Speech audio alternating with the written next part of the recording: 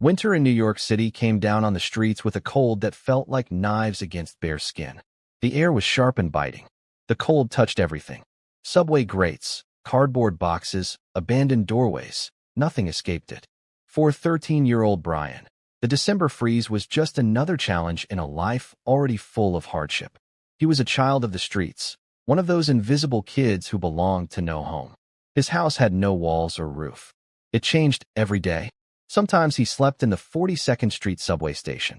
Other times, inside an abandoned building in Hell's Kitchen or in the shadowed alcoves of shuttered storefronts where nobody cared to look.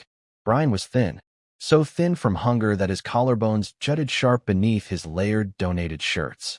The top layer was a faded gray hoodie, torn at the sleeves. His jeans, once dark blue, were now a patchwork of stains, street grime, and frayed holes. His sneakers were worn through at the soles, wrapped in plastic shopping bags and duct tape to keep out the slush. His dreadlocks hung in matted ropes, tucked under his hood against the wind. He knew every sensation. The burning ache of frostbitten fingers, the numbing pain of toes gone cold in wet socks, and the bone-deep shiver that never quite left his body from November to March. But even with all that, there was something special about Brian. His eyes, dark brown and watchful, constantly moving. He noticed everything. Which commuters dropped change, which subway cars had working heaters, which police officers would chase him, and which would look the other way. Observation was his greatest tool because in his world, only the watchful survived. Every morning, Brian woke before sunrise. When the city was still relatively quiet, cold, and empty, that was his best time.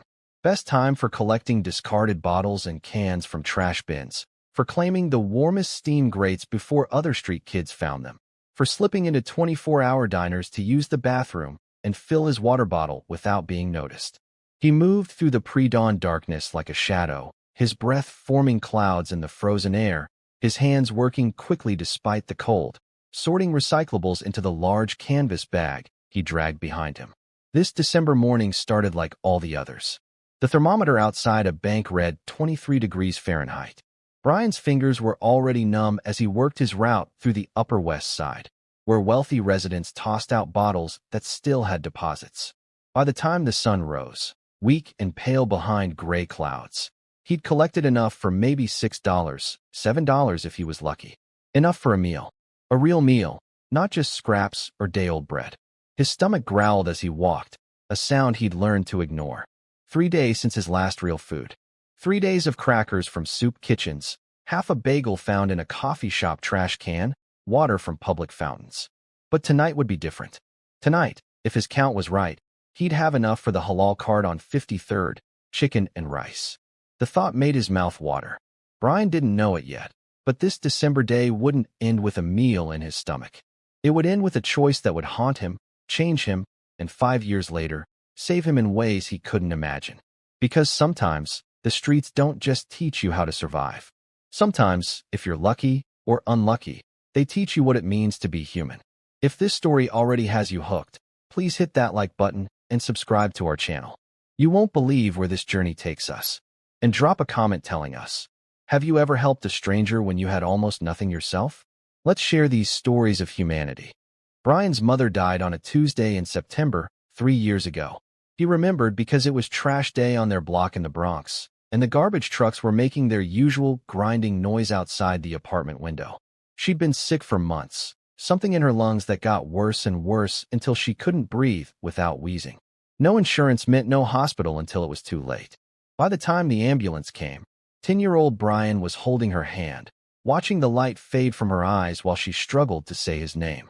Brian, baby, she'd whispered, her voice like paper tearing. We might not have much, but we have each other, and we have kindness. Don't ever lose that. Those were her last words.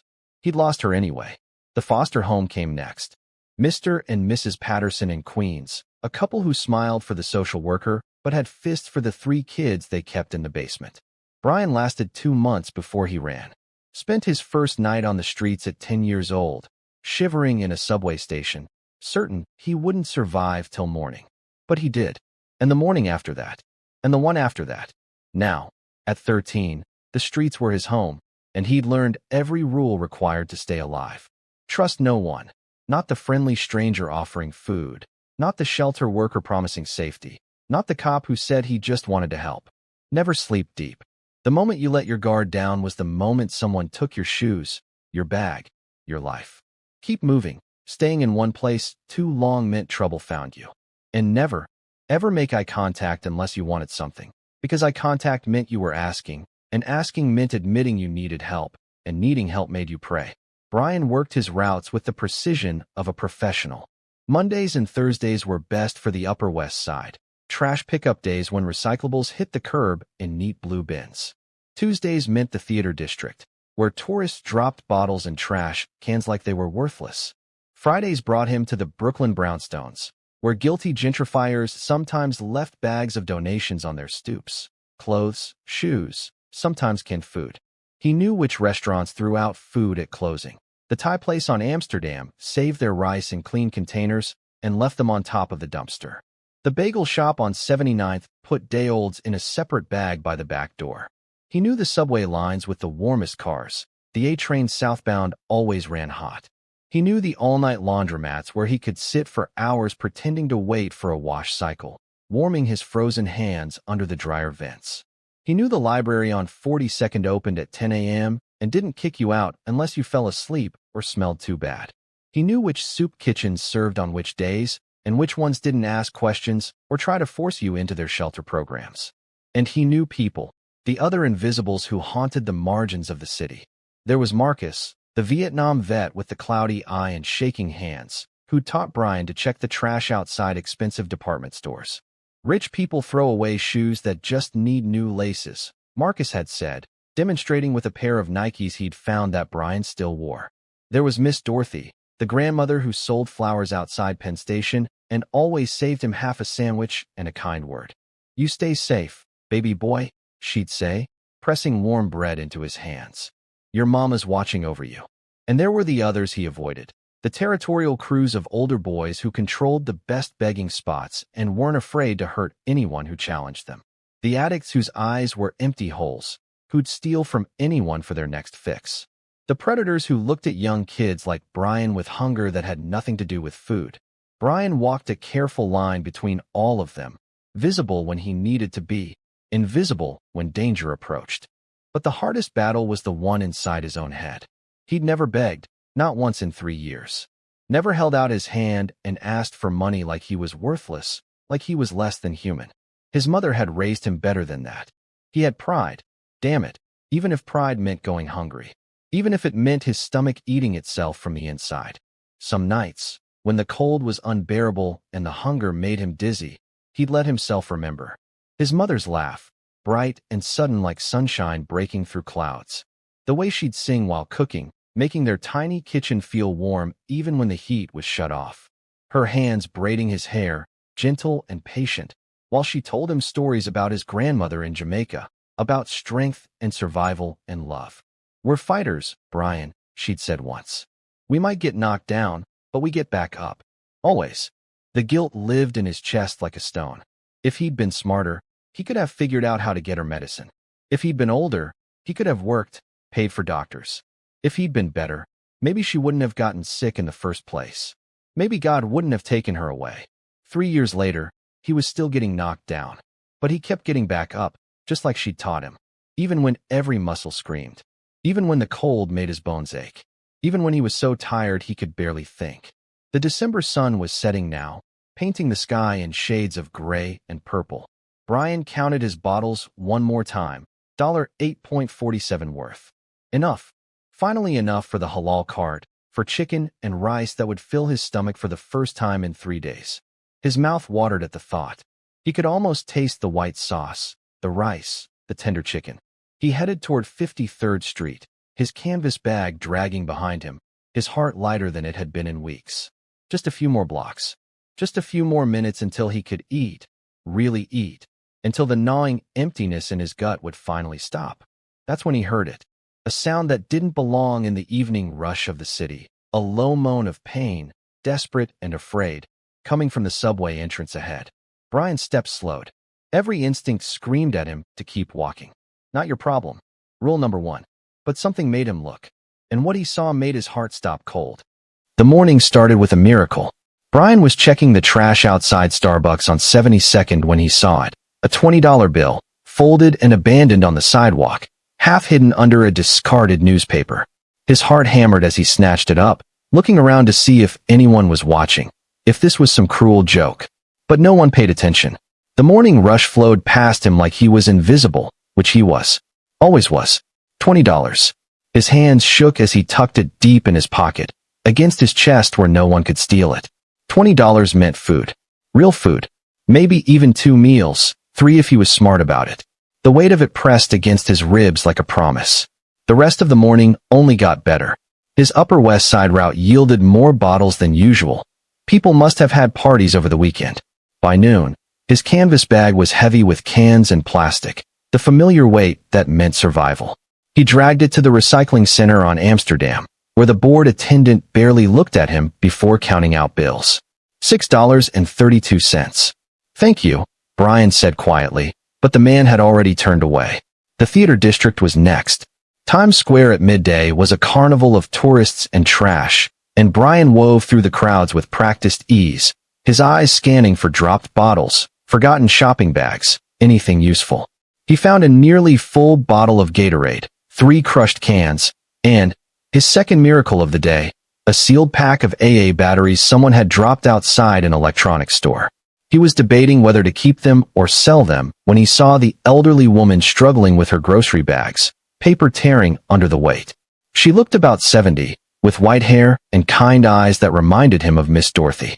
"Ma'am," Brian approached carefully, keeping his voice soft and non-threatening. "Can I help you carry those?"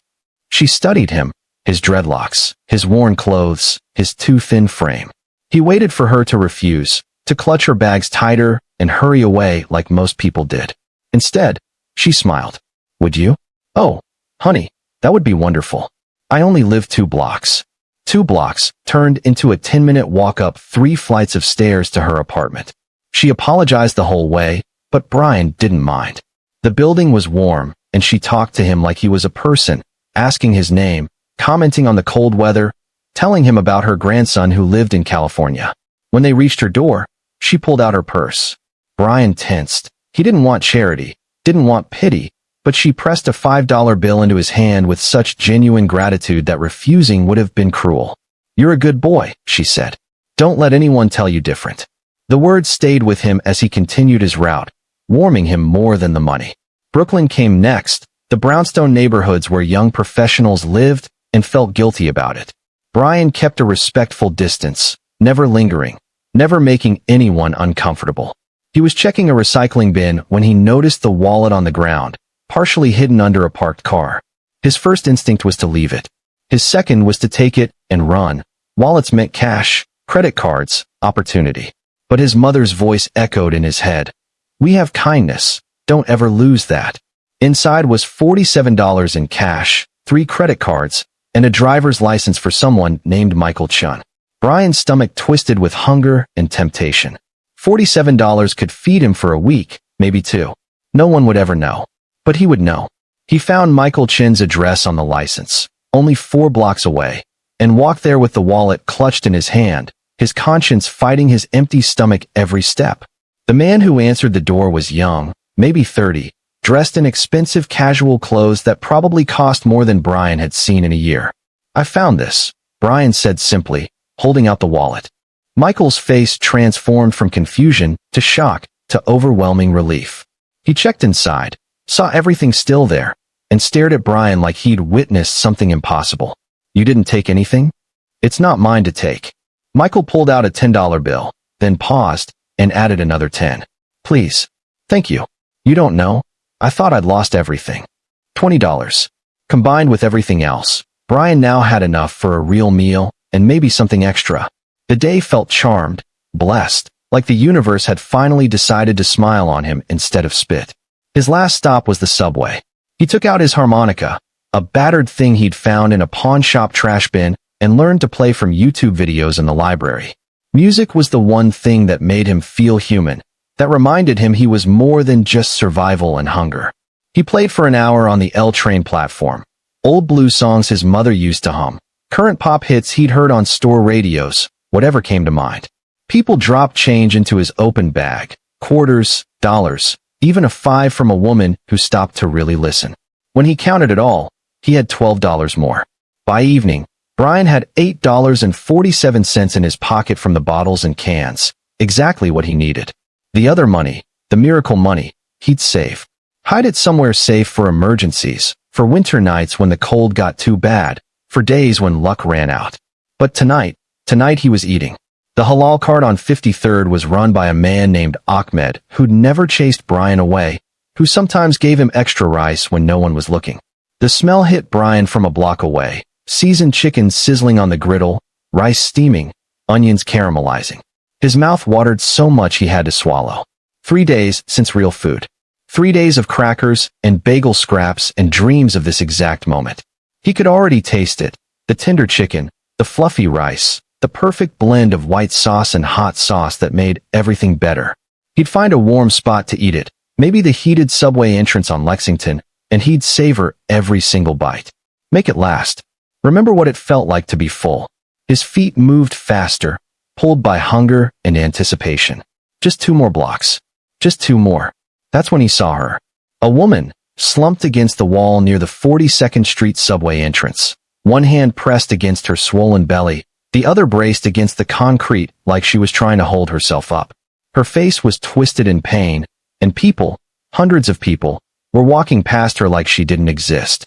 Like she was invisible. Just like him. Brian's steps slowed. His hand went to the money in his pocket, his food money, his chicken and rice money, his first real meal in 72 hours. Keep walking. Rule number 1. Not your problem. But the woman looked up, and their eyes met for just a second. She was young, maybe 30s, with dark skin and terrified eyes.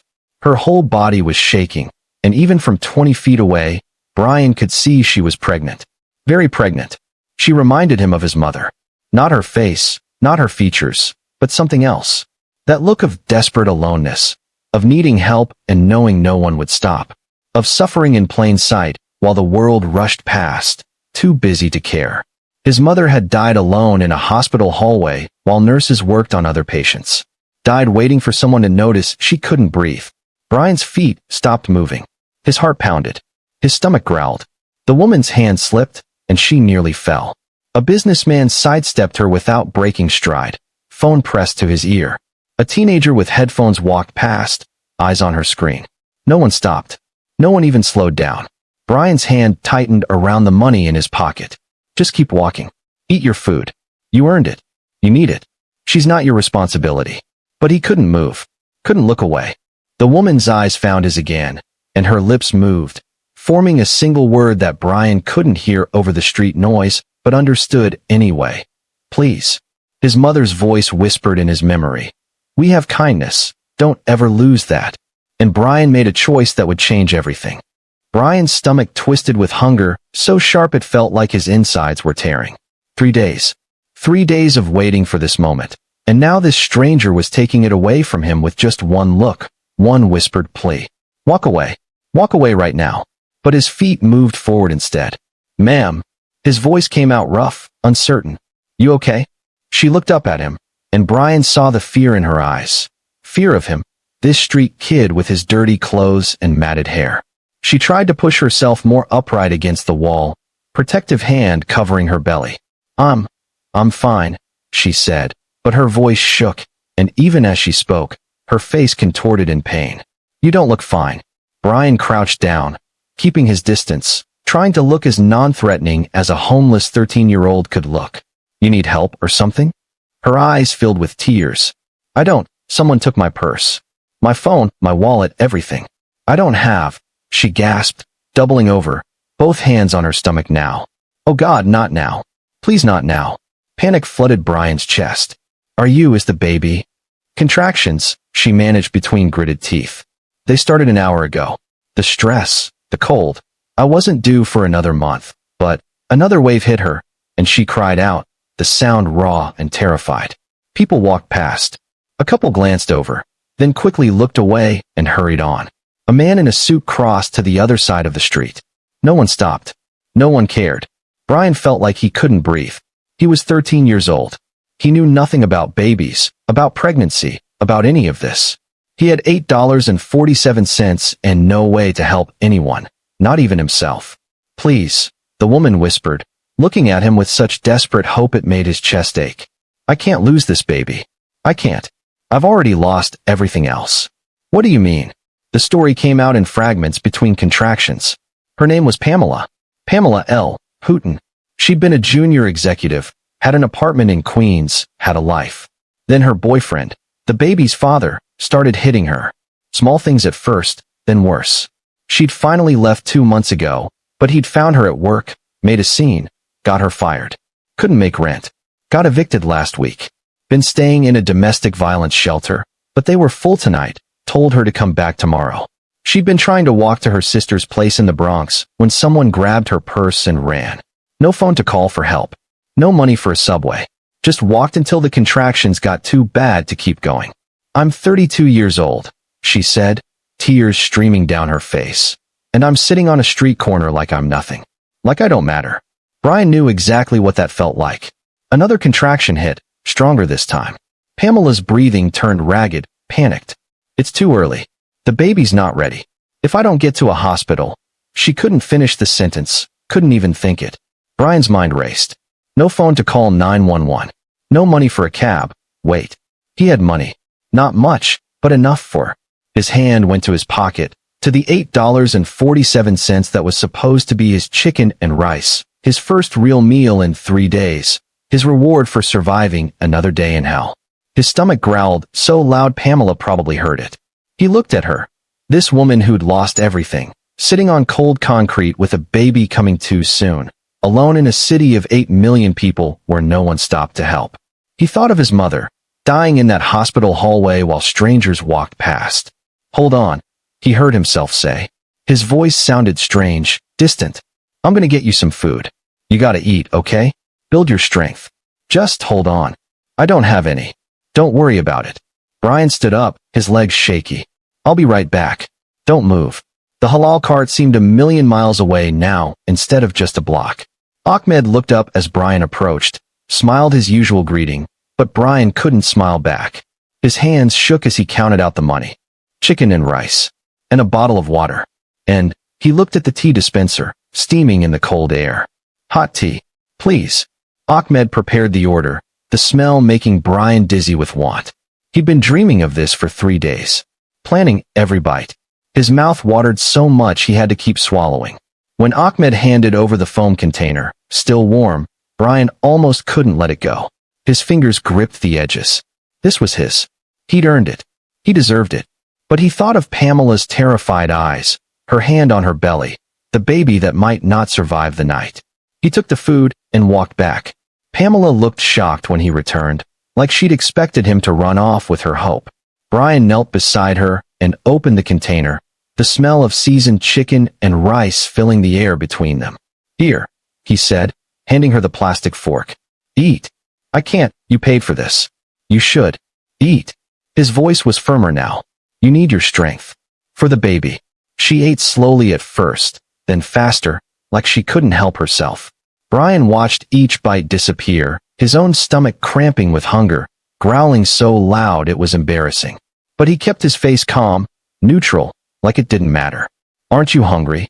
Pamela asked between bites, looking at him with new awareness, seeing his thin frame, his worn clothes, understanding. Nah, I already ate. The lie came easy. He'd gotten good at lying about food, about being fine, about not needing anything. She finished the chicken and rice, drank the water, sipped the hot tea that seemed to calm her shaking a little. The color came back to her face, just slightly. But then another contraction hit, and she gasped, spilling some of the tea. We need to get you to a hospital, Brian said. I can't walk. I can barely. She broke off, crying out in pain. Brian looked around desperately. The evening rush was thinning out, temperature dropping. It had to be in the low 20s now, maybe colder. She couldn't stay here all night. The baby couldn't. Do you have anyone? Anyone I can find. My sister, but she's in the Bronx, and I don't even know if she's home, and I don't have her number memorized, and Pamela was spiraling, panic taking over. Brian made a decision that terrified him more than any night on the streets ever had. Okay, listen to me. He took off his jacket, his only jacket, and draped it over her shoulders. I'm staying here with you. Till morning. First light. There'll be enough people around I can flag someone down, get you help. But you're not going to be alone tonight. You understand? You're not alone. Pamela stared at him. This child who'd given her his food and now his coat, who was promising to stay through a December night that could kill them both. You don't have to. I know. Brian settled against the wall beside her, already feeling the cold seeping through his thin hoodie. But I'm not leaving. Why? He thought of his mother, of her last words, of 3 years of survival that had slowly stripped away his humanity, piece by piece, until he'd almost forgotten what it meant to be more than hunger and cold and fear. Because someone should have stopped for my mom, he said quietly. And nobody did. The temperature kept dropping. Pamela's contractions kept coming. And somewhere in the distance, Brian heard sirens that weren't coming for them, voices that weren't calling their names, a city that had forgotten they existed. He pulled his knees to his chest, trying to conserve warmth, and made a promise to a stranger and her unborn child. We're going to make it to morning. Both of you. I swear it. But as the first hour passed and the cold bit deeper and Pamela's breathing grew more labored, Brian wondered if he'd just made a promise he couldn't keep. If he'd traded his chicken and rice dinner for a front row seat to watching another person he tried to save slip away into the dark. The night was just beginning, and it was already the longest of his life. If you're still watching at this point, drop a comment with, "I'm still here." Let's see who's truly following this incredible journey. And don't forget to share this video. Someone needs to hear this story today. By 8 o'clock, the thermometer on the bank across the street read 28 degrees Fahrenheit. By 9, it had dropped to 25 degrees Fahrenheit. Brian watched the numbers fall like a countdown to something terrible. He'd already given Pamela his jacket. Now he worked with what little he had. The canvas collection bag, some flattened cardboard boxes he pulled from a nearby dumpster, even the plastic bags he'd wrapped around his shoes. He created a makeshift nest against the subway entrance wall, layering cardboard underneath them to insulate from the concrete that sucked heat from their bodies like a vampire. "What are you doing?" Pamela asked, her teeth chattering. "Keeping us alive," Brian said simply. He had one blanket, stolen from a donation bin outside a church 3 months ago. It was thin, stained, barely enough for one person, but he spread it over both of them. Then he positioned himself on her left side, the side where the wind hit hardest, making his body a shield between her and the December cold. "Tell me about yourself," he said, trying to keep her talking, keep her conscious. He'd seen enough street people fade away in the cold to know that sleep was dangerous, that giving up was easy, that you had to fight every second to stay present. "I'm nobody," Pamela whispered. "Just another person who made bad choices." "That's not true. Tell me about the baby." Her hand moved to her belly, protective and tender. "A girl. I'm having a girl. I was going to name her Maya, after my grandmother. She raised me in Jamaica before I came here for college." A contraction cut off her words, and she gripped Brian's hand so hard his bones ground together. Brian counted under his breath, the way he'd seen people do on TV medical dramas in store windows. 31 seconds. That's longer than the last one. They're getting worse.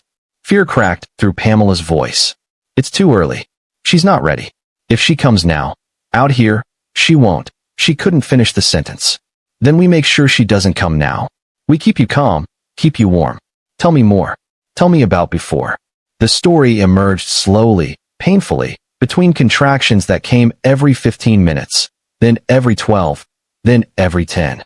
Pamela L. Hooton, 32 years old, junior executive at a marketing firm, met Marcus at a company party 2 years ago. He was charming at first, attentive, everything she thought she wanted. The hitting started 6 months in. Just a slap, just once, he was so sorry. Then it happened again, and again, each time worse, each time followed by flowers and apologies and promises that meant nothing. "I thought I could fix him," she said, voice hollow. "Thought my love could change him. God, I was so stupid." "You weren't stupid. You were hopeful. That's different." She looked at Brian like she was seeing him for the first time. "You're just a kid. How are you so?" "I've seen a lot." He paused, feeling the cold seeping through his hoodie, into his bones. "My mom, she died 3 years ago. She was sick, and we couldn't afford a doctor, and by the time we got to the hospital, it was too late. I watched her die while nurses walked past, too busy to stop. I was 10 years old, and I couldn't do anything. Couldn't save her. Pamela's free hand found his. I'm sorry. Me too. Brian's voice cracked. Nobody talks about this, but I wanted to be a teacher someday. Before everything happened. I was good at school, good with little kids. I thought maybe I could help them, you know? Make sure they didn't end up like me. You still could. How old are you? 13. 13. Pamela's eyes filled with tears. You're 13 years old, and you're out here saving my life. I'm trying, Brian said. I don't know if it's enough. By 11 o'clock, the temperature hit 22 degrees Fahrenheit. The few pedestrians still on the street walked quickly, heads down, eager to get home to warmth and safety. No one stopped. No one looked their way. Brian and Pamela might as well have been ghosts. The contractions intensified, 8 minutes apart now, each one lasting longer, hurting more. Pamela's breathing turned ragged, desperate. She squeezed Brian's hand so hard during the worst ones that he had to bite his lip to keep from crying out. I don't know what to do, he admitted during a break between contractions. I don't know how to help you. You're here, Pamela gasped. That's more than anyone else. You're here. He held her hand. Tom, the contractions. Whispered promises he wasn't sure he could keep. You're not alone. I got you. We're gonna make it. But doubt crept in with the dropping temperature. By midnight, 21 degrees Fahrenheit, Brian's fingers had gone numb. By 1 a.m., 20 degrees Fahrenheit, he couldn't stop shivering. By 2 a.m., 19 degrees Fahrenheit, he seriously considered leaving. Not abandoning her, he told himself. Just going to find help. Find somewhere warm. Save himself, so he could come back and save her. It made sense. It was logical. It was survival. He could feel his body shutting down, conserving energy, preparing to quit. His thoughts moved slowly, like wading through frozen syrup. So cold. So tired. Would be easy to just close his eyes, just for a minute, just to rest. 3 a.m. hit like a hammer. The coldest hour, the hour when most homeless people died, when bodies gave up their fight against the universe. The thermometer read 19 degrees Fahrenheit, but with the wind chill, it felt like single digits. Brian's entire body shook violently, uncontrollably. His lips felt like ice. His breath came in short, painful gasps. Beside him, Pamela had gone quiet. Too quiet. Her lips were turning blue, her breathing shallow and slow. Another contraction came, but she barely reacted, like her body didn't have the energy to register pain anymore. This was it. They were dying. Both of them, maybe all three if the baby was counted. Dying on a New York City sidewalk while the world slept. Brian could leave. Right now? Find a steam grate, a subway car, an all-night diner. Save himself. But his mother's face floated in his mind. Her hand in his, getting colder and colder in that hospital bed. The way her eyes had looked at him, full of love and regret and fear for what would happen to her boy when she was gone. I couldn't save her, Brian whispered into the frozen air. His voice sounded strange, distant. But maybe I can save you. He made a decision. Brian pulled Pamela closer, wrapped his arms around her, positioned his body to cover as much of hers as possible. He tucked the blanket around them both, creating a cocoon of shared body heat. His chest against her back, his legs curled around hers, his chin resting on her shoulder. Every point of contact was a transfer of warmth, of life, of will to survive. What are you? Pamela started, but her words dissolved into shivers. Sharing heat. Only way. Brian's teeth chattered so hard, he could barely speak. My mom. She told me once. Told me we're stronger together than apart. That we have each other, and we have kindness. So I'm giving you both. He felt her belly against his arms, felt the baby moving inside, still fighting, still alive. 2 lives depending on him. 2 lives he could save, or watch slip away. I got you, he whispered, over and over like a prayer. I got you. We're gonna make it to morning. Both of you. All 3 of us. I got you. Time stopped meaning anything. There were only heartbeats and breaths and the desperate, aching cold. Brian drifted in and out of consciousness, his grip on Pamela never loosening. He talked when he could, whispered stories about his mother, about the streets, about staying alive. Kept them both tethered to the world by the thin thread of his voice. Pamela's contractions kept coming, 6 minutes apart, 5 minutes, 4, but slower now, like her body knew this wasn't the time, like the baby understood they had to wait, had to survive until morning. The sky stayed dark forever. Then, slowly, Impossibly, it began to lighten. Deep black to navy to the pale gray of early dawn. Brian barely saw it. His eyes kept sliding shut, his body demanding rest his will refused to give. He held on to Pamela like she was an anchor, like letting go meant drowning. Somewhere far away, he heard voices. Footsteps. The rumble of the subway below them carrying early commuters to their lives. Morning. They'd made it to morning. But as Brian tried to lift his head, tried to call for help, his body refused to obey. His vision tunneled, darkening at the edges. He felt Pamela stir against him, heard her whisper his name, but the words came from very far away. Then someone was shouting. Running footsteps. Hands pulling at them, separating them, and Brian wanted to fight, wanted to hold on, but he had nothing left. The last thing he heard before the darkness took him was a man's voice saying, Jesus Christ, they're both hypothermic. Call 911. Now, and Brian thought, with the last spark of consciousness he possessed, did we make it? Are they alive? But he didn't know if he'd asked it out loud or only in his fading mind. And then he didn't know anything at all. Brian came back to consciousness slowly, painfully, like surfacing from deep water. His first sensation was warmth, hands on his shoulders, someone's coat draped over him. His second was noise, voices shouting, urgent and commanding. Both hypothermic, the woman's pregnant, looks like preterm labor. Kid's pulse is thready, BP's low. Where the hell is that ambulance? Brian's eyes cracked open. Above him, the sky was pale gray, dawn breaking over the city. A man in a business suit knelt beside him, phone pressed to his ear, looking terrified. Beyond him, a small crowd had gathered. Morning commuters who'd finally stopped, finally noticed. Too late. They were always too late. Hey, kid, stay with me, the businessman said. Help's coming. Brian tried to sit up, but his body screamed in protest. Every muscle had locked tight from the cold. Every joint ached like he'd been beaten.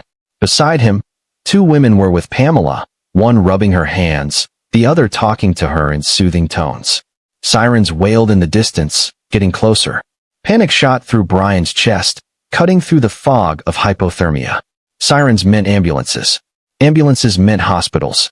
Hospitals meant questions, police, social workers, the system that would swallow him whole and never spit him back out. He had to leave. Now. I'm fine, he croaked, pushing away the businessman's hands. I'm fine. You're not fine, you're hypothermic. Just wait for the... But Brian was already moving, forcing his frozen limbs to obey. He stumbled to his feet, the world tilting sickeningly. The businessman grabbed his arm, trying to steady him, but Brian jerked away with the wild desperation of a street kid who knew what happened when authorities got involved. Just help her, Brian said, backing away. I'm fine. Just help her. The ambulance screamed to a stop at the curb, lights painting everything red and blue. Two EMTs jumped out with a stretcher and equipment, immediately surrounding Pamela.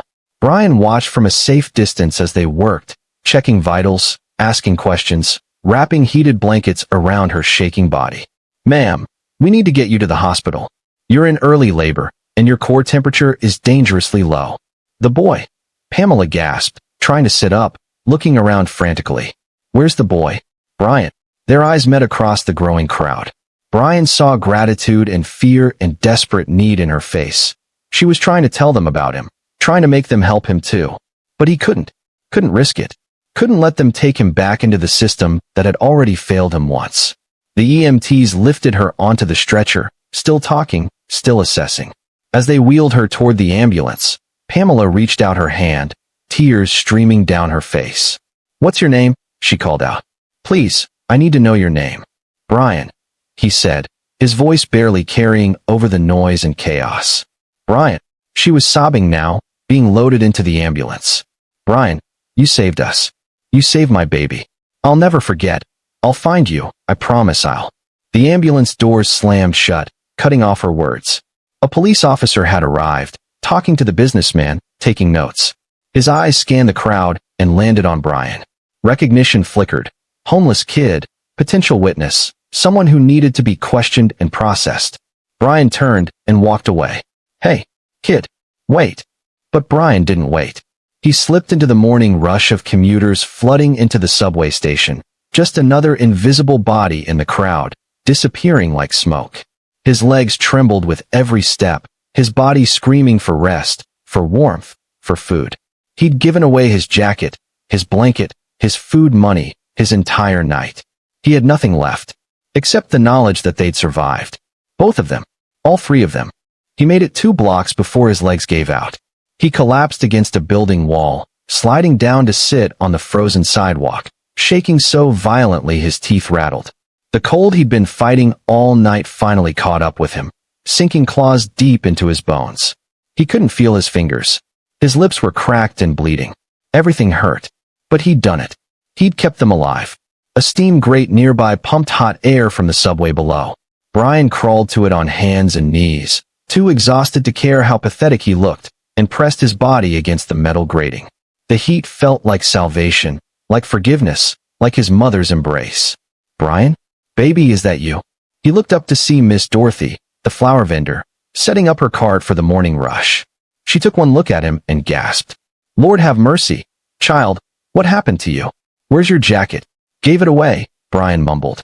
His tongue felt thick, clumsy. Someone needed it more. Miss Dorothy disappeared and returned moments later with a steaming cup of coffee and a chocolate donut from the cart vendor next to hers. She pressed them into Brian's shaking hands, ignoring his weak protests. "Drink. Eat. Don't argue with me." The coffee was sweet and hot, burning his throat in the best way. The donut tasted like heaven, even though his stomach cramped at the sudden food after so long empty. Miss Dorothy watched him with eyes that saw too much, understood too much.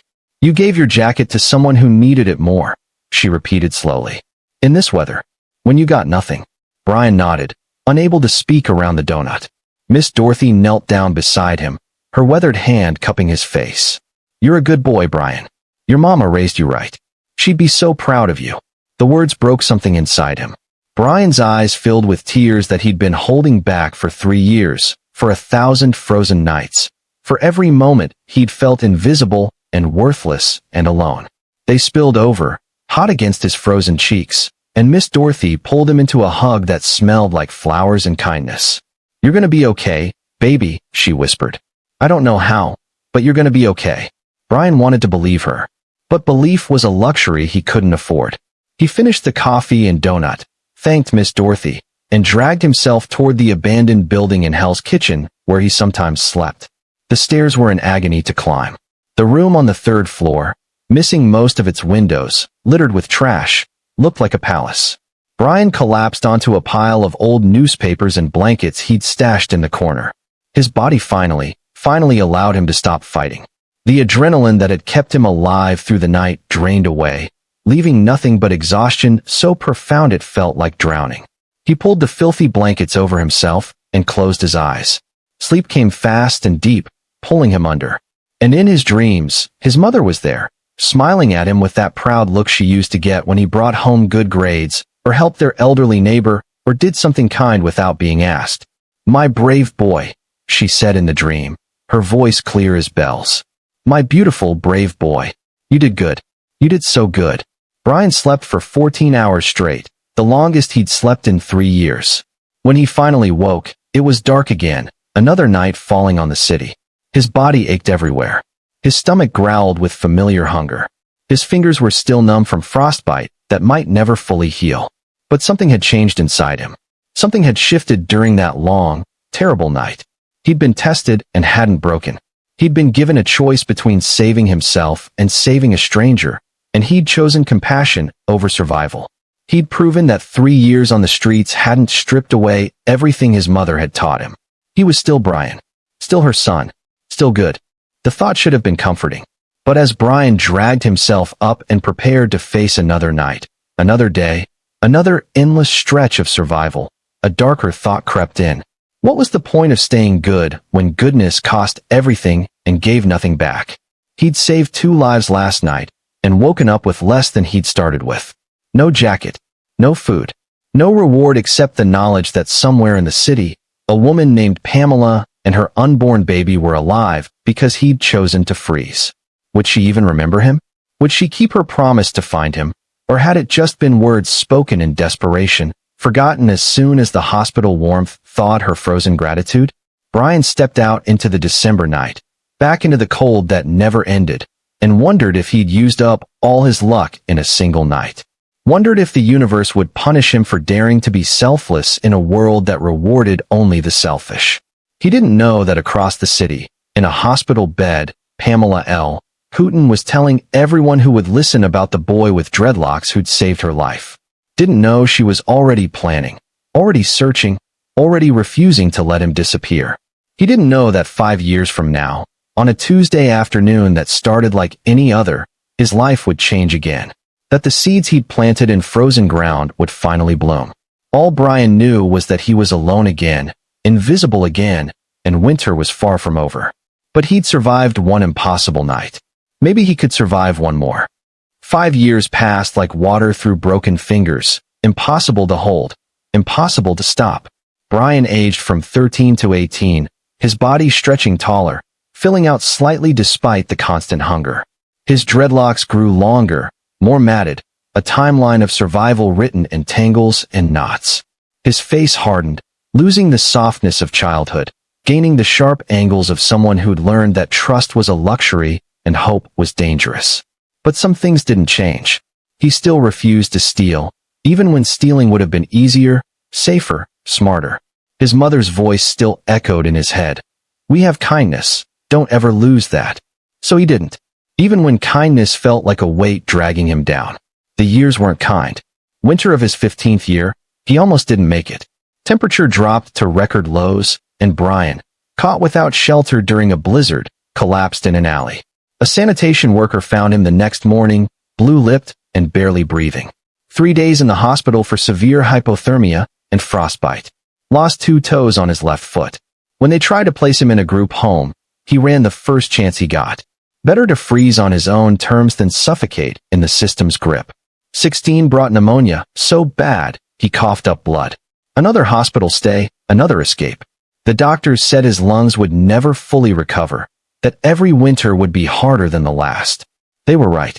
17 was the year the older street kids finally came for him. 3 of them, territorial and mean, demanding his collection money. Brian fought back, stupid, reckless, but he'd worked too hard to just hand it over. They broke his nose and 2 ribs, left him bleeding in an alley. Marcus, the old veteran, found him and patched him up with supplies stolen from a pharmacy. "You gotta be smarter, kid," Marcus had said. "Pride don't keep you warm at night." But there were small victories too, tiny lights in the endless dark. At 17, a street outreach program offered GED classes in a church basement. Brian went, sitting in the back, suspicious and guarded. But the teacher, Ms. Rodriguez, never pushed, never preached, just taught. Math and reading and history and science. Brian soaked it up like water in a desert. 6 months later, he passed the exam. A high school equivalency diploma that meant nothing and everything. Proof he was more than the streets wanted him to be. He kept a journal, writing in cheap notebooks stolen from dollar stores. Nothing profound, just observations, thoughts, fragments of poetry that helped him feel human. He still played his harmonica, fingers moving over the holes with muscle memory, coaxing out blues and hope and sorrow. What hadn't changed, he was still homeless, still invisible, still alone. 5 years of the same bottle routes, the same soup kitchens, the same shelters he avoided because they were more dangerous than the streets. 5 years of waking up every morning not sure he wanted to face another day, but doing it anyway, because what else was there? The memory of that December night kept him going when nothing else could. In his darkest moments, curled up under a bridge, stomach empty, body broken, he'd remember Pamela's hand in his, the promise he'd made, the 2 lives he'd saved. It was proof that once, just once, he'd mattered. That he'd been more than invisible, more than worthless. He never learned what happened to her, or the baby. Assumed they were okay, living somewhere warm and safe, the way people like them should. He hoped they'd forgotten him. Hoped that terrible night had faded into their past like a bad dream, left behind as they built better lives. It was easier that way. Easier than hoping they remembered. Easier than wishing someone might come back for him. Now it was December again. Brian was 18 years old, legally an adult, but still living like a ghost. Same neighborhood, same bottle route, same empty feeling that this was all there would ever be. He stood outside the 42nd Street subway station, the exact spot where he'd found Pamela 5 years ago, and felt the weight of time pressing down on his shoulders. The cold wasn't as bad this year, only mid-30s, but his damaged lungs made every breath an effort. 5 years, he muttered to himself, watching commuters flood past without seeing him. 5 years. Nothing's changed. Maybe nothing ever will. But across the city, in a renovated brownstone in Park Slope, everything had changed for Pamela L. Hooton.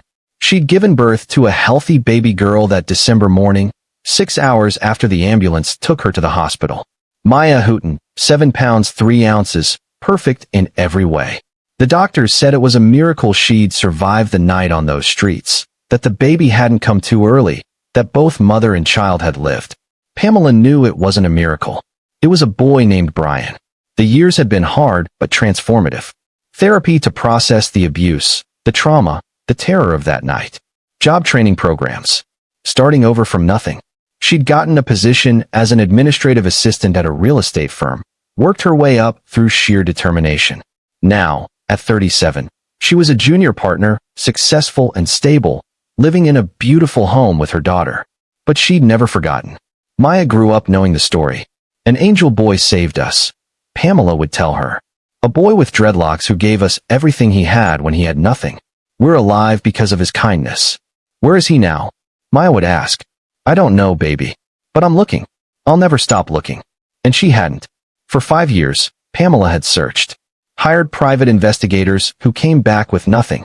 Returned to that subway station hundreds of times, asking people if they'd seen a homeless boy with dreadlocks. Posted on social media, Facebook, Twitter, local community boards, with descriptions and pleas for information. Worked with homeless outreach programs, volunteering, donating, always asking, do you know a boy named Brian? Dreadlocks, about 5 years ago, lives on the streets. No one knew. No one had seen him. The city had swallowed him whole. Until last week. Omar, a street vendor who sold coffee near the subway station, had seen one of her posts. Sent her a message. I know a kid named Brian. Dreadlocks. He's older now, maybe 18. Comes through here most mornings, collecting bottles. Same route for years. Pamela's heart had stopped. After 5 years of dead ends and false hopes, finally, a real lead. She'd driven to that spot every day since, watching, waiting, afraid to believe it could really be him.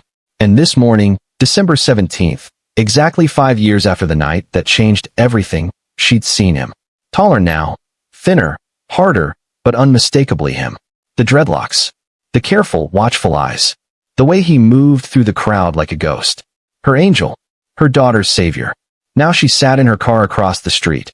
Maya in the back seat clutching a drawing she'd made. A boy with wings and dreadlocks, holding a pregnant woman. Her hands shook on the steering wheel. Is that him, Mommy? Maya asked, pressing her face to the window. Is that the angel boy? Yes, baby. That's him. Are we going to talk to him? Pamela watched Brian sort through a trash bin, his movements efficient and practiced. 5 years on the streets. 5 years of suffering while she'd rebuilt her life and comfort. The guilt was crushing. Yes, she said, opening her car door. It's time. Brian was dragging his collection bag toward the recycling depot when he noticed the black SUV parked across the street. It had been there all morning, which was unusual. Street instincts made him wary. Cops sometimes used unmarked cars for sweeps. He started walking faster, planning his escape route, when the driver's door opened. A woman stepped out. Well-dressed, professional, late 30s. Not a cop, but she was looking right at him, and her eyes. Something about her eyes made him stop walking. She started crossing the street toward him, and a little girl climbed out of the back seat, holding something in her hands. The woman's lips moved, forming a word he couldn't hear over the traffic noise. But he could read lips.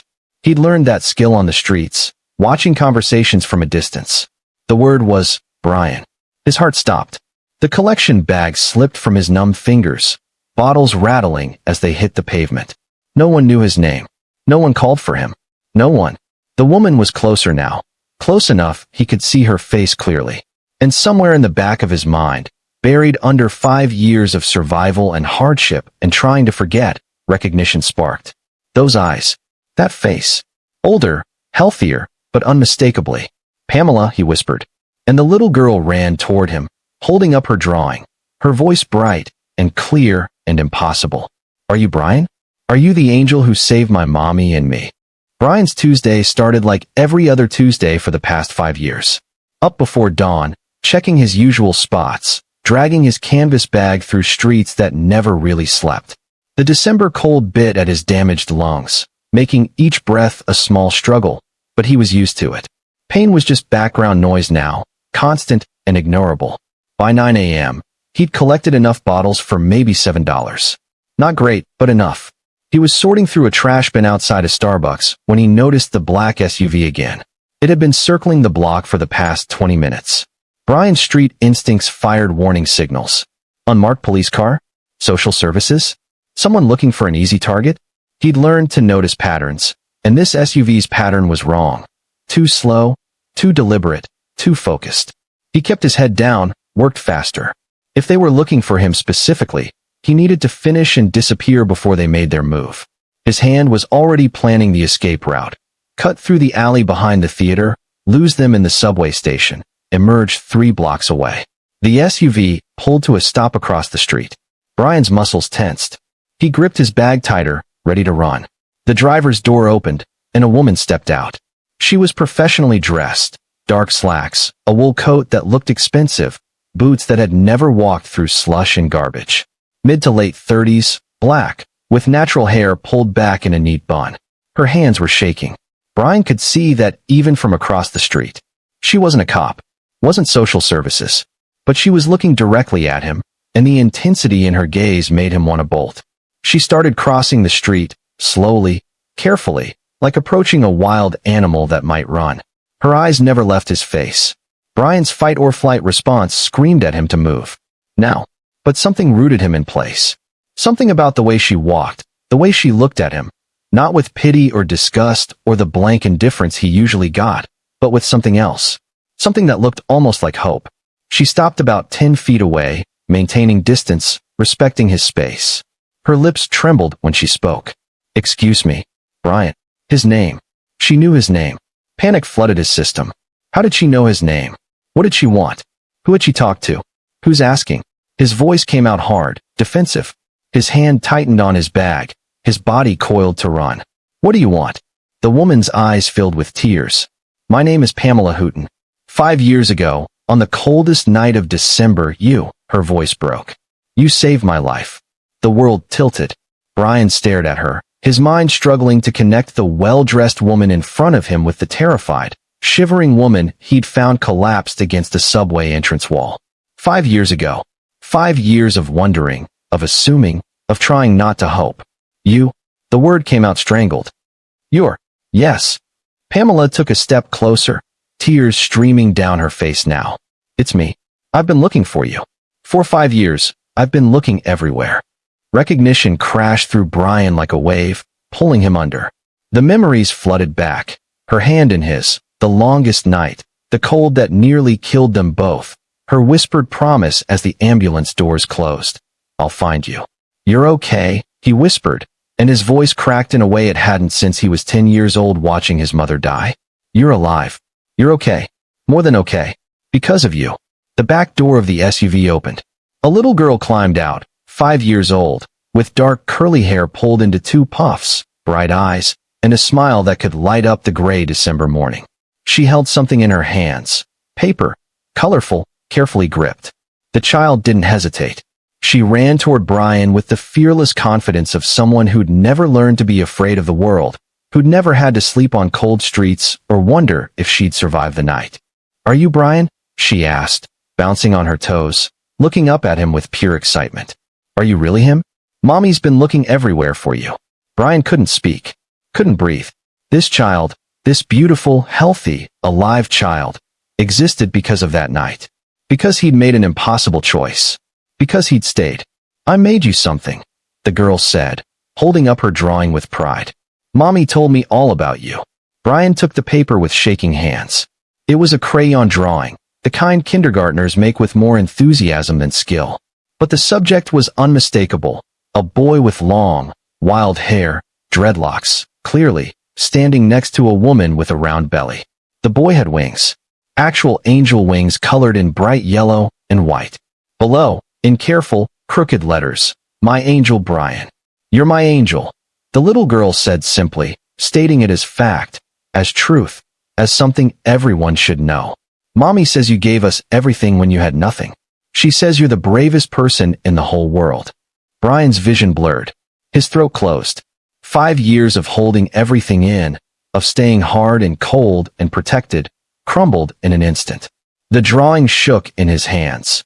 This child's innocent representation of the worst night of his life, transformed into something beautiful, something meaningful.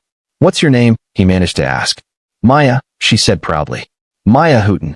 I'm 5 years old, and I'm in kindergarten, and my favorite color is purple, and I can count to 100, and, she paused, studying him with sudden concern. Why are you crying? Brian didn't even realize he was until she said it. Tears were running down his face, hot against his cold cheeks, years of grief and loneliness and desperate hope finally breaking through. I'm not, he stopped. Looked at Pamela, who was crying too, her hand over her mouth. Looked at Maya, this miracle child, this living proof that good things could survive in a cruel world. I'm just happy. I'm happy you're okay. Of course I'm okay, Maya said matter-of-factly. You saved me. Pamela stepped closer, closing the distance between them. Up close, Brian could see how much she'd changed. Healthier, stronger, put back together. But her eyes held the same gratitude, the same desperate need to say something that words couldn't capture. I never forgot, she said, her voice raw with emotion. Not for a single day. I've searched everywhere. Hired investigators. Went back to that subway station hundreds of times. I was starting to think I'd never find you. But I couldn't stop looking. I couldn't. She broke down completely. You were 13 years old. You gave me your food, your jacket, your whole night. You could have died, and you stayed anyway. You saved my daughter. You saved me. Brian shook his head, trying to back away, trying to rebuild his walls. This was too much. Too intense. Too dangerous to feel this deeply after so long protecting himself from feeling anything at all. I didn't do anything special, he said. Anyone would have. No. Pamela's voice was fierce now. They wouldn't have. Hundreds of people walked past me that night. Hundreds. You were the only one who stopped. You were a child with nothing, and you gave everything. I couldn't just leave you, Brian whispered. You reminded me of my mother. Understanding flooded Pamela's face. Where is she? Your mother? Can I meet her? Thank her for raising such an incredible. She's dead. The words came out flat, automatic. 3 years before I met you. That's why I was on the streets. Pamela's face crumpled. Oh God. Brian, I'm so sorry. I didn't know. All these years, I've been living my life, rebuilding, moving forward, and you've been. She looked at him, really looked. The worn clothes, the too thin frame, the haunted eyes, the visible damage of 5 more years on the streets. You've been out here. Still. All this time. I'm a survivor. Brian tried to sound strong, confident, but his voice betrayed him. I'm fine. You're not fine. Pamela took another step closer. But you could be. You should be. Brian, I came here today to, I need to. She stopped, gathered herself, looked him straight in the eyes. You saved my life. You gave me my daughter. You gave me everything. Let me give you something back. I don't want your money, Brian said immediately, defensively. I'm not a charity case. I don't. It's not charity. Pamela's voice was steady now, certain. It's a debt. One I'll never be able to fully repay, but I have to try. Please. Just hear me out. Brian wanted to run. Every instinct told him to grab his bag and disappear into the crowd before this got more complicated, before he started hoping for things that would only hurt when they were taken away. But Maya was looking up at him with those bright, innocent eyes. And he was holding a drawing of himself with wings, called an angel by a child who existed because he'd made one impossible choice 5 years ago. Okay, he heard himself say. I'm listening. Pamela took a deep breath, and Brian had the feeling that whatever she was about to say would change everything again. That this moment, standing on a December street corner, 5 years after the longest night, holding a child's drawing, was another turning point, another choice that would define the rest of his life. Come with us, Pamela said. Let me buy you breakfast. A real breakfast, somewhere warm. And then, she paused, her voice breaking with emotion. And then let me tell you about the future I want to give you. The one you earned. The one you deserve. The diner was warm. Too warm. Brian felt sweat prickle on his skin the moment they walked through the door, his body confused by the sudden shift from December cold to heated comfort.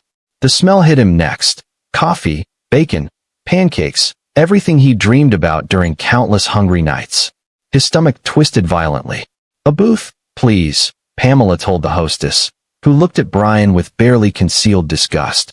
His dreadlocks were matted, his clothes torn and stained, and he probably smelled like the streets. A mix of sweat and garbage and survival that no amount of public restroom sink washing could fully erase. "Ma'am, I'm not sure," the hostess began. "A booth," Pamela repeated, her voice harder now. "For 3, please." They were seated in the back corner, away from other customers. Brian understood.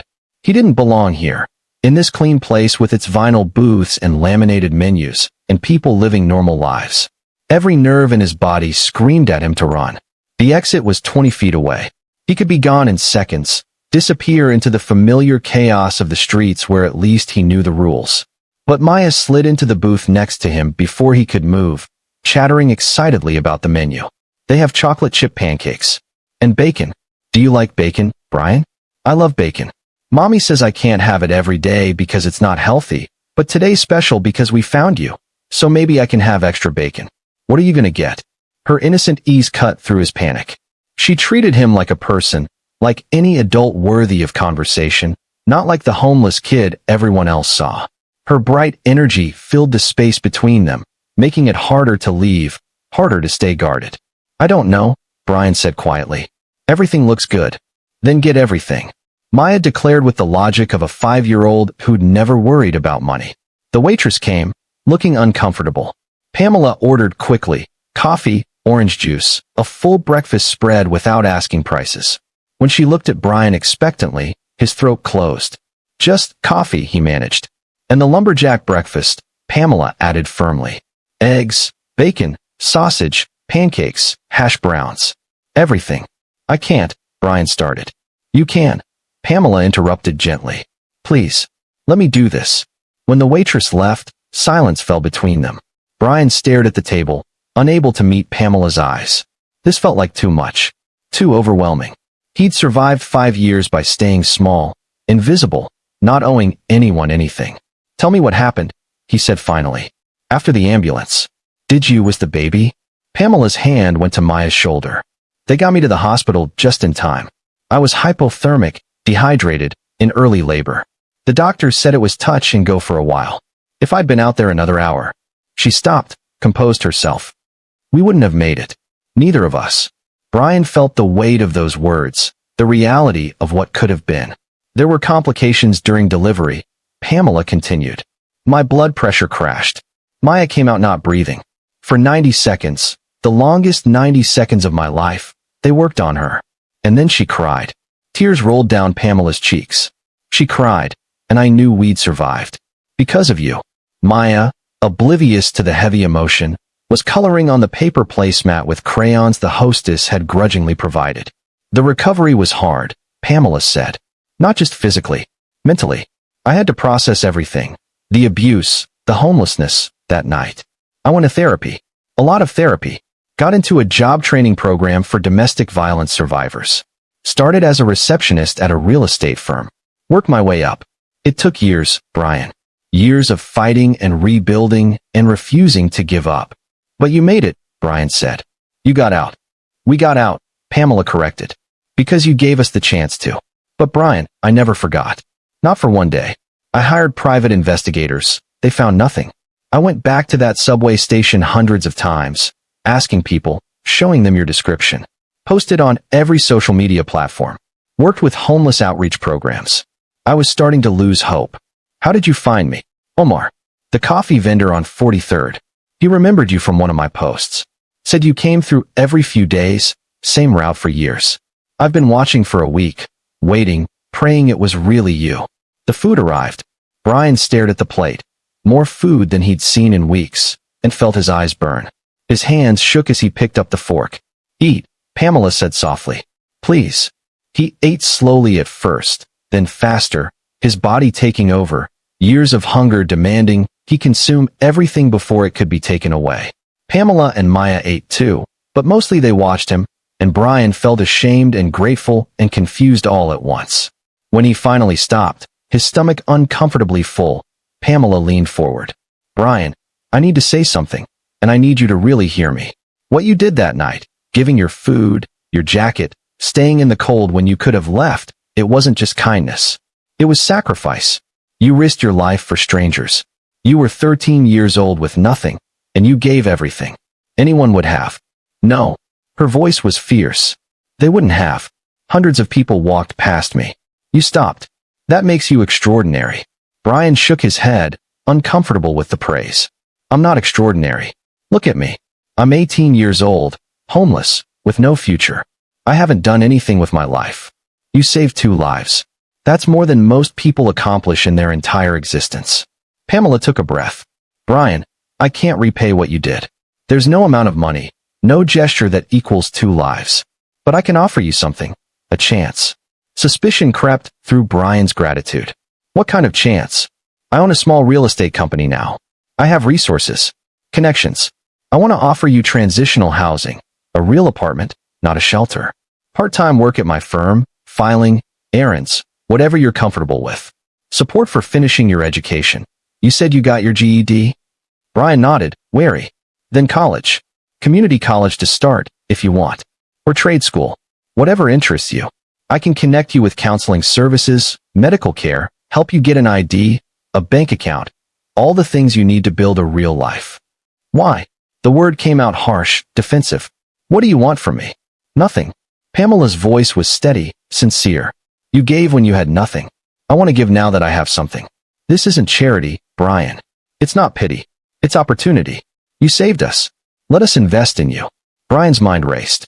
Every word sounded too good to be true. Nobody gave without expecting something back. That was a rule of the streets, maybe a rule of life. There had to be a catch, a trap, something that would hurt him later. "I don't want to owe anyone," he said quietly. "You wouldn't owe me. If anything, I owe you an unpayable debt. You already earned this, Brian. 5 years ago, in the cold, you earned everything I'm offering and more." Pride warred with desperate need. 5 more years on the streets would kill him. His lungs, his body, his spirit all slowly breaking down. He'd survive, but barely. And for what? To prove he didn't need anyone? To honor some misguided sense of independence? But accepting help meant vulnerability, meant trusting someone, meant hoping, and hope was dangerous. Hope could destroy you when it failed. "I don't know," Brian whispered. "I don't know if I can." Maya looked up from her coloring, studying Brian with her big, serious eyes. Then she reached over and put her small hand on his. "Please say yes," she said simply. "I want to be friends with you." Something in Brian's chest cracked. This child, so innocent and pure, saw him as someone worth knowing. Not a homeless kid to pity or avoid, but a person, a friend. "You do?" His voice came out broken. "Yeah, you're my angel. Angels are supposed to be happy, not sad. Mommy can make you happy. She's really good at helping people." Maya smiled. "And I can show you my toys and my books, and teach you how to play hopscotch, and we can be best friends."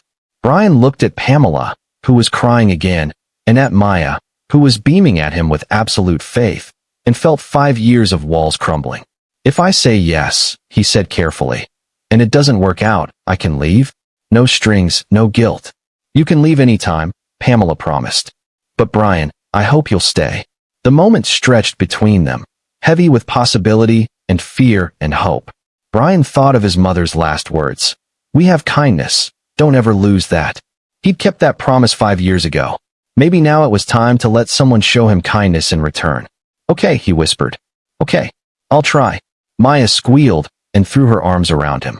Pamela covered her mouth, sobbing with relief and joy. And Brian, sitting in a warm diner with a full stomach for the first time in recent memory, allowed himself to feel something he hadn't felt in years. Hope. But as they stood to leave, as Pamela paid the bill and Maya held his hand, Brian saw the waitress watching them with judgment in her eyes. Saw other customers whispering, pointing. Felt the weight of what he was walking into. A world where he'd never quite fit. Where his past would always mark him. Where one mistake could send him spiraling back to the streets. And he wondered, was he strong enough for this? Could someone like him really build a new life? Or was he just setting himself up for the most devastating failure yet? 6 months after that morning in the diner, Brian stood in front of the bathroom mirror in his studio apartment and barely recognized himself.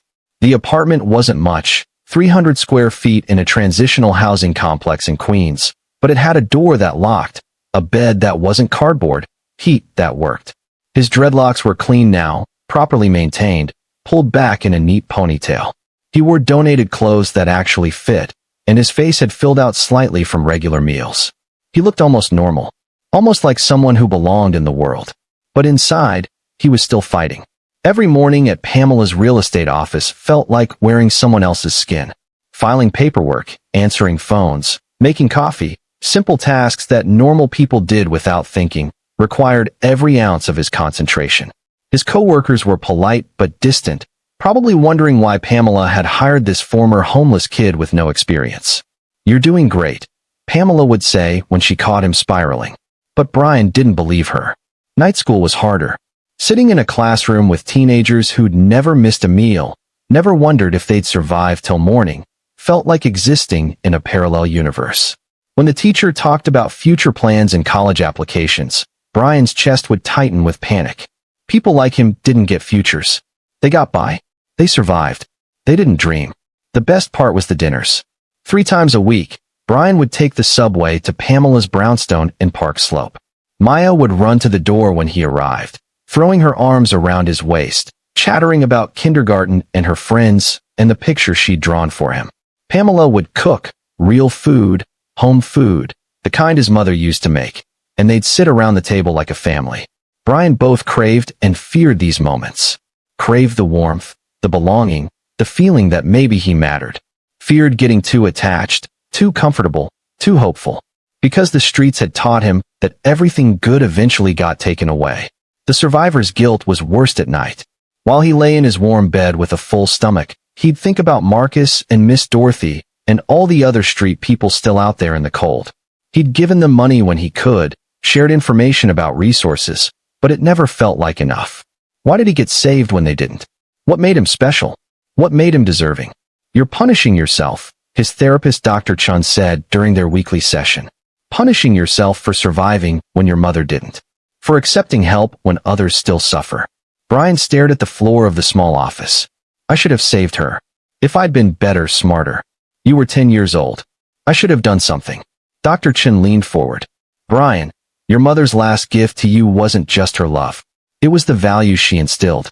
She raised a son who, at 13 years old, gave his only meal to a stranger, who stayed in the cold to protect someone he didn't know, who chose compassion over survival. That's her legacy. Honor it by accepting that you deserve to heal." The words hit Brian like a physical blow. For weeks after, he couldn't shake them. His mother hadn't raised him to suffer. She'd raised him to be kind, to help others, to believe in goodness even when the world was cruel. Staying broken wasn't honoring her memory. It was wasting the gift she'd given him. Slowly, painfully, Brian started to open up. Started accepting help without waiting for the other shoe to drop. Started believing that maybe, just maybe, he could have a future. By month 9, he was planning for college. Community college to start, studying social work. Pamela helped him navigate the applications, the financial aid, the overwhelming bureaucracy. When his acceptance letter arrived, Brian cried for the first time since the diner. Big, ugly, healing sobs that released years of pain and doubt. He also started volunteering with street outreach programs, using his experience to connect with homeless youth in ways that social workers with degrees and good intentions never could. He knew which kids were ready for help and which needed more time. Knew how to approach without threatening, how to offer resources without preaching, how to be present without pushing. The kids called him Locks because of his dreadlocks. They trusted him because he'd been there, because he understood. And slowly, Brian realized this was what he was meant to do. This was how he could honor his mother, honor Pamela and Maya, honor that impossible December night that had changed everything. 1 year after the reunion, Brian stood backstage at a fundraiser for homeless youth services, his hands shaking as he held his speech notes. The ballroom was packed with donors, advocates, politicians, people who could actually make a difference if they chose to care. Pamela appeared beside him, elegant in an evening gown, placing a steadying hand on his shoulder. "You ready?" "No," Brian admitted. "What if I mess up?" What if they don't listen? They'll listen. Pamela smiled. You're living proof that investment in homeless youth works. That one act of compassion can transform lives. Tell your story, Brian. That's all you have to do. Maya bounced over, wearing a purple dress that matched her mother's. You're gonna be amazing. I told all my friends my best friend Brian is speaking tonight. The MC's voice boomed through the speakers. And now, please welcome Brian Mitchell, peer mentor and college freshman, who will share his journey from the streets to hope. Brian walked onto the stage, blinded by lights, facing a sea of faces. He found Pamela and Maya in the front row, both beaming at him with pride and love. He thought of his mother, wondered if she could see him now, hoped she was proud too. He took a deep breath and began. 5 years ago, I was 13 years old, homeless and hungry. I'd earned just enough money for my first real meal in 3 days. I was heading to buy it when I saw a pregnant woman collapsed on the street, and I had to make a choice. The room was silent, attentive. I thought I was giving up everything I had. One meal, one jacket, one night of warmth and safety. I didn't know I was actually investing in my future. Because that night, when I chose to be human instead of just surviving, I saved more than 2 lives. He looked at Pamela and Maya. I saved my own. He told the story, the cold, the fear, the impossible decision, the 5 years that followed, the reunion that changed everything. His voice cracked in places, but he pushed through. This wasn't about performing. It was about truth. I'm standing here tonight because one person chose to invest in me. But there are thousands of kids like I was, smart, capable, full of potential, sleeping on streets right now. They're not broken. They're not lost causes. They just need someone to see them, to believe in them, to give them a chance. He paused, gathering courage for the final announcement. That's why I'm proud to announce a new partnership between myself and Pamela Hooton. We're launching the Angel Fund, a nonprofit dedicated to connecting homeless youth with mentors, resources, and opportunities. Because every kid deserves what I got. Someone who refuses to give up on them. The applause was thunderous. People stood. Pamela was crying. Maya was jumping up and down. And Brian felt something he'd never expected to feel again. Pride. Not the defensive pride of the streets, but real pride in who he was becoming, what he was building, the difference he could make. After the speeches and the networking and the commitments of support, Brian found himself in a quiet corner with a group of street kids the outreach program had brought to the event. They looked exactly like he had a year ago, guarded, suspicious, uncomfortable in this world of wealth and promises. This is all bullshit, right? One kid said, maybe 15, eyes hard. They don't really care about us. Brian sat down beside them, on their level, not above. Some of them don't. Some are here for the photo op, the tax write-off, the good feeling. But some really do care. And more importantly, you should care. About yourself. About your future. Easy for you to say, another kid muttered. You got lucky. Got your fairy tale rescue. I got one chance, Brian corrected. One chance that I almost didn't take because I was too proud, too scared, too convinced I didn't deserve better. But I took it. And now I'm here, and I'm offering you the same thing. Not a rescue. Not charity. A chance. What you do with it is up to you. He looked at their faces, young, old, hopeful, cynical, and saw himself reflected back. Kindness isn't weakness, he said quietly. Accepting help isn't failure. One choice can change everything. You matter. All of you matter. Don't let the streets convince you otherwise. One girl, maybe 14, with tangled hair and eyes that had seen too much, spoke up. How do we know you won't give up on us? Brian met her gaze steadily. Because someone didn't give up on me. And because 5 years ago, a woman I'd never met trusted me to save her life. Now it's my turn to pay that forward. I'm not going anywhere. I promise. Later, as he rode the subway back to Queens, exhausted but fulfilled, Brian pulled out his phone and opened the Notes app. He typed slowly. Mama, I finally understand what you meant. We might not have much, but we have each other, and we have kindness. I didn't lose that. Even when the streets tried to beat it out of me, even when survival meant hardening my heart, I held on to it. And now I'm teaching others not to lose it either. I hope you're proud. I hope you're watching. I love you. Always.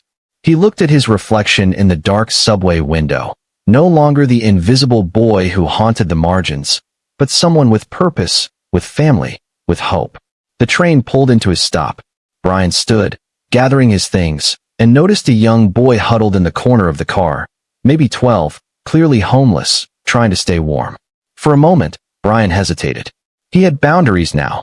Couldn't save everyone. Had to take care of himself too. Dr. Chun had been clear about that.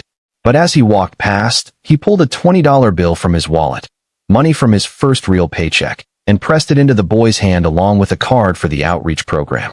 "There's help if you want it," he said quietly. "You don't have to do this alone." The boy stared at him with wide, suspicious eyes. "Why do you care?" Brian smiled. "Because someone cared about me. And it saved my life." As he climbed the stairs out of the station, into the cold December night that no longer scared him, Brian thought about cycles, of poverty, of kindness, of hope rippling outward in ways you could never predict. He'd given one meal 5 years ago and gotten a future back. Now he was giving futures to kids who'd lost hope. And somewhere in the city, that boy on the train was holding a $20 bill and a business card, standing at his own crossroads, about to make a choice that could change everything. The cycle continued. The angel's work was never done, and Brian was finally, impossibly, home. If this story touched your heart, please take a moment to like this video, subscribe to our channel, and share it with someone who needs to hear it today. Stories of compassion and transformation matter now more than ever. Drop a comment below telling us, what's one act of kindness you'll commit to this week? Let's create a ripple effect of goodness together. And remember, you never know when your one small act of kindness might save a life or change a destiny. Be someone's angel today.